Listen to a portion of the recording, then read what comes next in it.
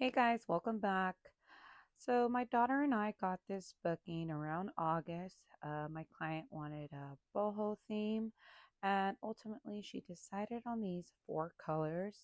And the colors are Tough Tex Lace, Collision Pink Blush, and Collision Blush, and also Qual Latex Rose Chrome Gold.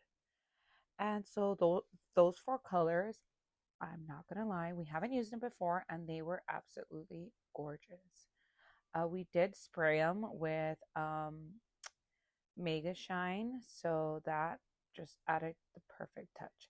So right here, you'll see that I'm basically tying on my garland, which is, the basic structure of the garland that gets tied in first. I'm not gonna lie, you guys, sometimes when I'm setting up, the balloons will attract so much hair from everywhere, dust, all kinds of things, you guys. Um, to my right, you will see that the canopy starts getting built as well. Luckily, my client just wanted the backdrop right here, exactly what it was, so I wasn't gonna have to struggle getting it in. So as I was building to the side, I had my daughter record real quick right here. So basically, how I tie my balloons together, it's nozzle to nozzle, and right here she'll show you a really good close up of exactly how I tie it.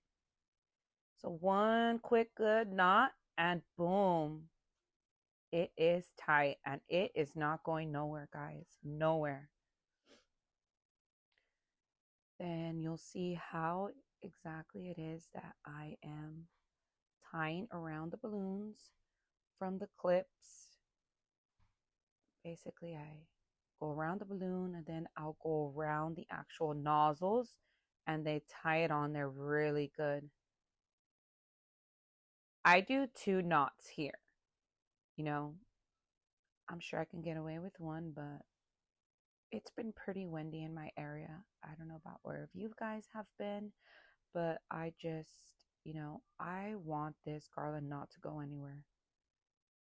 When I first started doing balloons, I noticed that when I didn't use enough 260s and clips around my garland, I noticed in my clients' pictures that they would send me that, the garland was just somewhere else where I hadn't left it. So, that was a lesson learned, and more clips. So here I am trying to thicken out the garland. Um, You guys know that I like to thicken out my garland by adding extra quads, on top of the actual base. You guys, it was kind of hard to build here because these guys were also building the canopy for the event. And so basically, this event was behind apartment building. So we're building where the parking structure is. So Melanie here, she starts adding all the 5 inchers for me. If you guys remember, we like adding our 5 inchers with rubber bands, and it's so convenient for us. We absolutely love this method. There's times where I or her might have forgotten the rubber bands, and what we'll do is, we'll use 260s, old method. It'll work, honestly, whatever we can find. At that point, if we had forgotten 260s or rubber bands, we'll use fishing wire. We always make it work. Right here, we're taking a step back and looking at where we might be missing. Also, right here is when we noticed that we did not make enough balloons. And so we actually had to go into my client's home and blow up a few balloons. I felt horrible. There was no outlets outdoors. And so, I mean, we just were in and out in less than 5 minutes. We didn't want to invade her privacy. And so, right here, you'll see a big jump where there is actually more balloons on the bottom already. And it's where we actually forgot to record.